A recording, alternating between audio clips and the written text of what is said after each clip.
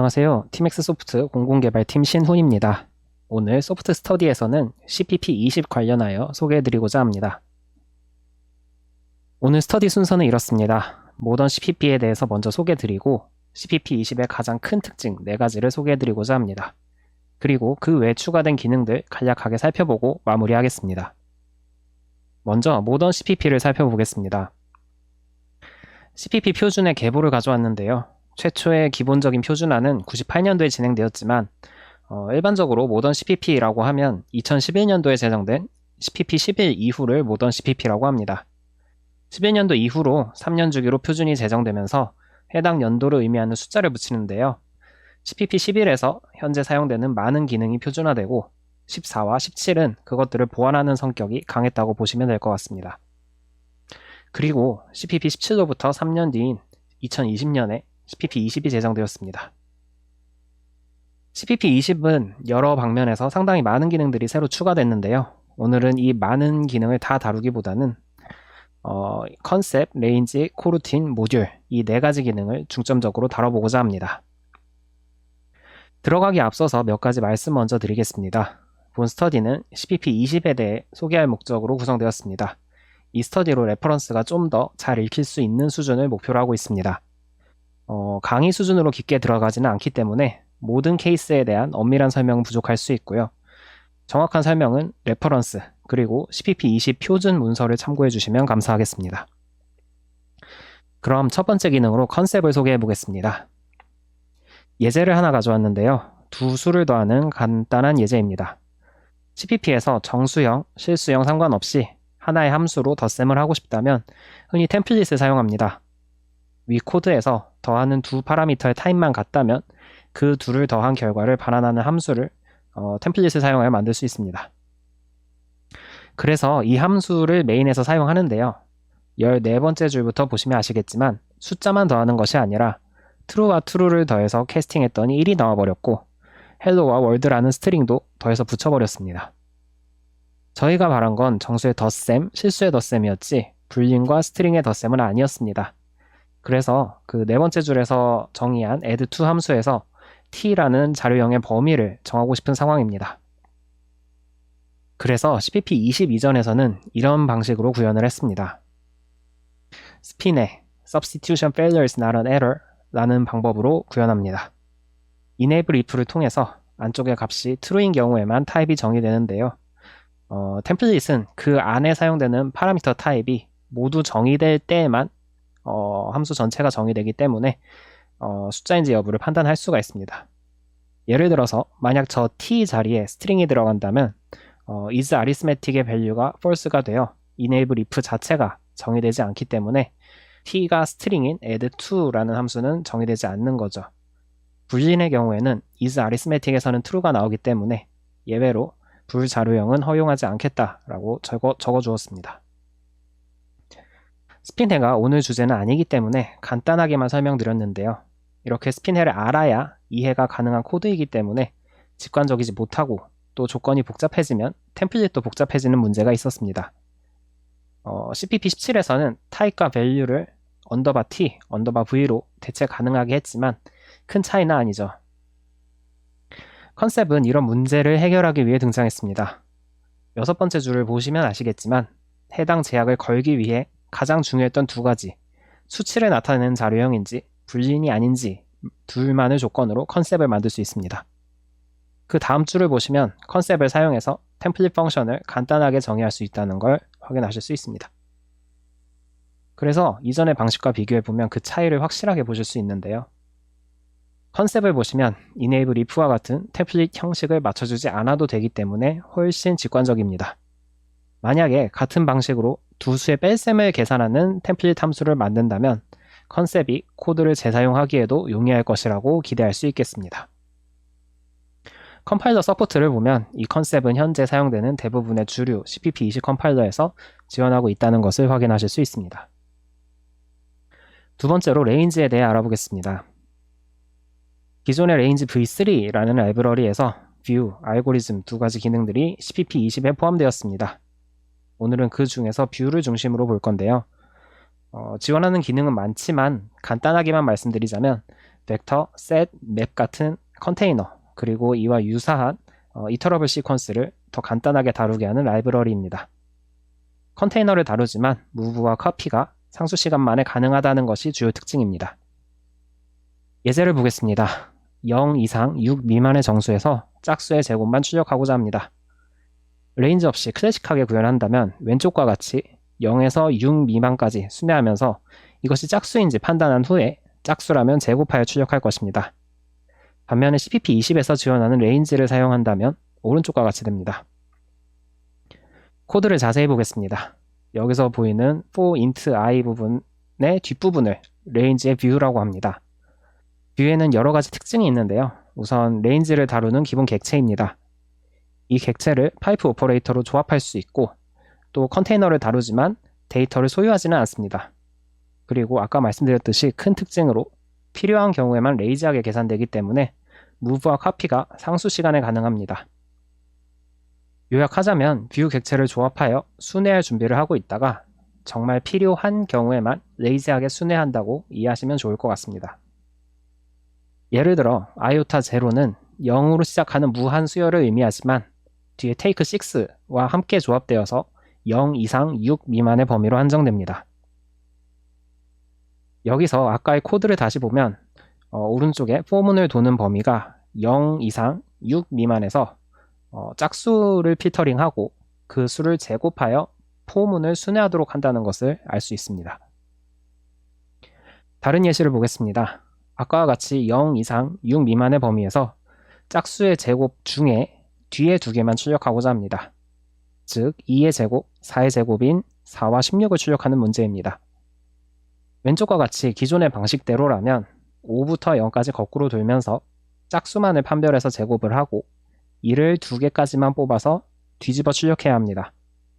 이를 오른쪽과 같이 레인지의 뷰를 사용하여 해결한다면 이 과정 전체를 뷰의 조합으로 만들고 포문 안에서는 숫자만 출력하면 됩니다. 이러면 왼쪽에 비해 시간 복잡도가 낮은 것뿐만 아니라 순회할 레인지를 정하는 부분과 이걸 출력하는 부분이 명확하게 구분되어 코드의 의도를 파악하기가 쉬워진다는 것을 확인하실 수 있습니다.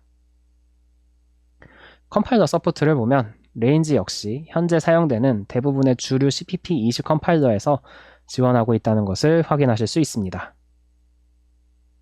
세 번째로 코루틴입니다. 이 코루틴 파트는 분량이 많아서 오늘은 그 중 가장 기본적인 부분을 보고 넘어가고자 합니다. 코틀린 같은 언어에서 사용되는 코루틴이 CPP20부터 지원됩니다. 함수와 코루틴을 비교해 보려고 하는데요. 함수는 리턴 한 번으로 로직이 종료되는 반면 코루틴은 로직 기동 중에 서스펜드하여 그 결과를 콜러로 넘기고 콜러에서 코루틴을 다시 호출하면 이전에 서스펜드한 이후 지점부터 로직이 다시 기동됩니다. 코루틴은 함수와 다르게 서스펜드 된 후에 스테이트가 유지되어야 하기 때문에 라이프 사이클을 관리할 필요가 있고요. CPP20에서는 이런 것들을 미리 정해진 규칙에 따라 직접 구현하는 프레임워크 형태로 구현합니다. 간단한 예제로 코루틴의 기본 구성 요소를 알아보겠습니다. 먼저 콜러에게 제어권을 넘기는 방법입니다. 함수로 따지면 return 키워드에 해당하는데요.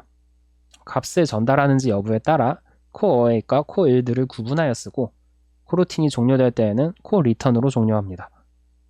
아래에 보이는 코드가 간단한 코루틴 코드인데요. 중간에 coawait이 있기 때문에 이 코루틴은 첫 메시지를 출력한 후 제어권을 콜러에게 반환하고 다시 호출했을 때 두 번째 메시지를 출력하게 됩니다. 이 코루틴 코드는 일반적인 함수 구현과 비슷하게 보이나 아직 우리는 저 코루틴 이름 앞에 있는 태스크가 무엇인지 모릅니다. 이 태스크는 코루틴의 라이프 사이클을 어떻게 관리할지 정책을 결정하는 프로미스인데요. 이런 식으로 태스크라는 프로미스를 구현할 수 있습니다. 태스크를 프로미스로서 구현하려면 내부의 프로미스 타입을 반드시 내장하고 있어야 합니다. 이 프로미스 타입은 가져야 하는 함수 타입도 미리 정해져 있는데요. 이 함수들이 정해진 조건에 따라 수행되면서 코루틴의 라이프 사이클을 관리하게 됩니다. 여기서는 특이사항 없이 기본적인 선언만 하고 넘어갔습니다. 이상의 코드에서 아직 살펴보지 않은 부분이 두 가지 있는데요. suspend never와 switch to new thread 부분을 하나씩 살펴보겠습니다. 먼저 suspend never는 awaitable class라고 불립니다. 보시는 것 같이 3개의 함수를 구현해 두어야 하고요. 가장 단순한 2가지가 표준에 포함되어 있습니다. 간단하게 보자면 await ready는 suspend를 만났을 때 true면 콜러에게 제어권을 넘기지 않고 다음 로직을 계속 진행합니다. 만약 await ready가 false라면 await suspend의 함수가 실행된 이후 suspend가 수행되어 콜러에게 제어권을 넘기게 됩니다. await resume의 경우 suspend 이후에 콜러가 코루틴을 다시 호출하여 resume 되었을 때 수행할 로직을 의미합니다. awaitable 클래스를 커스텀할 수 있는데요. 그리고 아까 보았던 switch to new thread는 커스텀한 awaitable 클래스를 리턴하도록 되어 있습니다. 여기까지 봤던 내용들을 종합해서 레퍼런스에서 예시로 든 전체 코드를 보자면 이렇습니다. 메인에서 resuming on new thread를 호출하고요. 그러면 1번 메시지를 출력을 하고 코루틴을 suspend 시킵니다.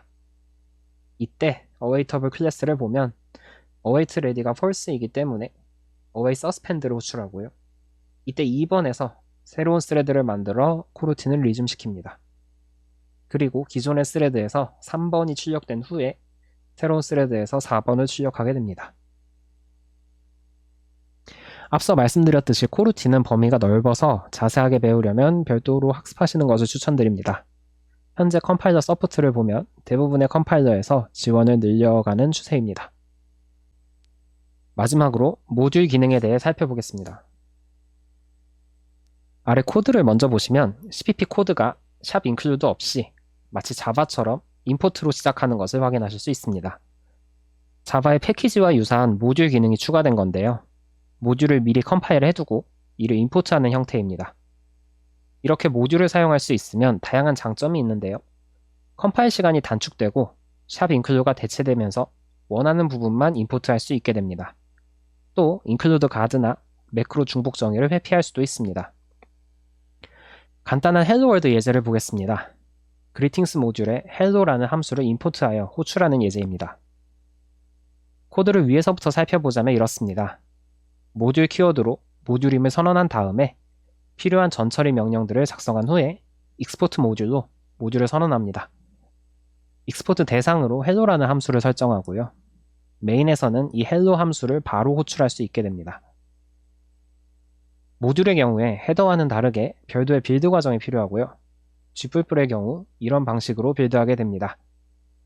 헤더였다면 별도의 빌드가 필요 없었겠지만 대신 이를 활용하는 로직을 빌드할 때마다 헤더의 코드가 모두 복사되어 빌드 시간이 길어집니다. 이렇게 모듈이 미리 구현되어 있다면 마치 라이브러리가 미리 구현되어 있는 것과 같은 효과로 작용하여 콜러의 컴파일 시간을 단축시킬 수 있습니다. 모듈을 계층화하는 것이 가능한데요.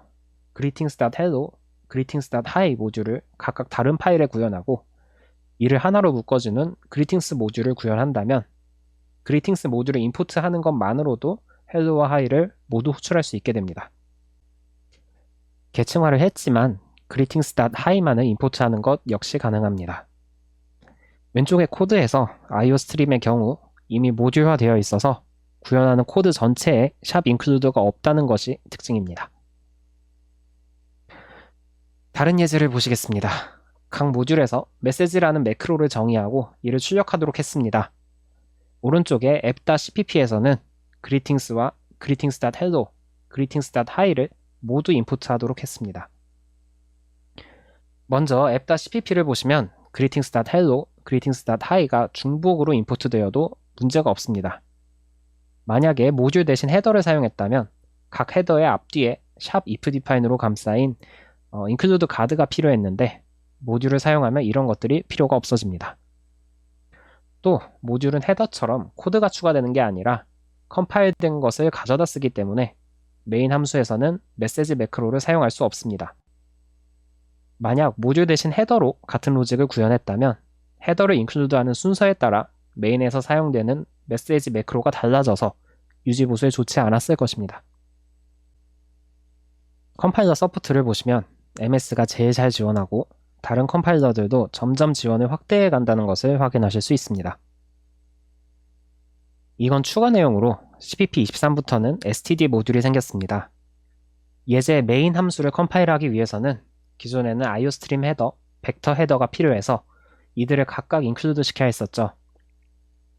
CPP23 표준을 잘 지원하는 컴파일러를 사용한다면 이제는 import std 한 줄만으로 필요한 std 라이브러리를 한 번에 불러올 수 있습니다. 다만 컴파일러 서포트를 보시면 아직 많은 컴파일러에서 지원하는 항목은 아닙니다. 그 외에 다른 기능들도 간략하게 살펴보겠습니다. 아까 보셨던 CPP20에 추가된 기능 목록인데요. 이 중에 간단하게 살펴볼 기능 두 가지만 확인해 보겠습니다. 먼저 3웨이 비교 연산자입니다. 일명 우주선 연산자라고도 하는데요. 각종 대소 비교를 하나의 표현으로 처리할 수 있습니다. A와 B의 대소 관계에 따라 연산자가 가지는 값이 어떻다는 조건이 정해지죠. 실제로 레퍼런스를 확인해 보시면 CPP20 이후의 대소 비교 연산자에 대해서는 전부 우주선 연산자로 표현하고 있는 걸 확인하실 수 있습니다. 레퍼런스를 보기 쉽게 하기 위해서라도 알아두면 좋은 연산자입니다. 두 번째는 포맷 라이브러리인데요. 기존의 CPP에서 많이 사용되던 FMT 라이브러리가 표준화되었습니다. 이로써 예시와 같은 파이썬 스타일의 포매팅을 지원하는데요. 사용도 간편할 뿐만 아니라 타입마다 원하는 포매팅 로직을 설정할 수 있어서 할 수 있는 일이 많습니다. 이 라이브러리는 CPP20이 아니더라도 FMT 라이브러리를 따로 사용하시면 되니까 참고가 되면 좋겠습니다. 두 기능 모두 현재 사용되는 CPP 컴파일러에서 완벽하게 지원되고 있습니다. 네, 이상으로 CPP20 스터디를 마칩니다. 공공개발팀 신훈이었습니다. 감사합니다.